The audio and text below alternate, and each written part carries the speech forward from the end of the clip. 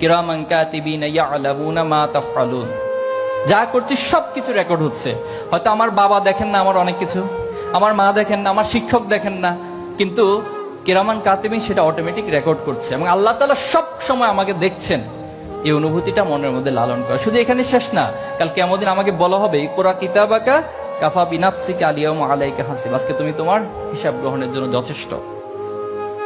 এবং যখন মানুষ হিসেবে আমরা নিজেকে ডিফেন্স করার চেষ্টা করবো, আমরা বলবো যে আল্লাহ আমি তো এটা করি নাই, এটা আমার নামে ভুল লেখা হয়েছে, তখন আল্লাহ তাআলা আরেকটা আয়াত দিয়ে সেটাকে বলবেন যে আলিয়াউমা নাখতিমু আলা আফওয়াহিহিম ওয়া তুকাল্লিমুনা আইদিহিম ওয়া তাশহাদু আরজুলুহুম বিমা কানু ইয়াকসিবুন।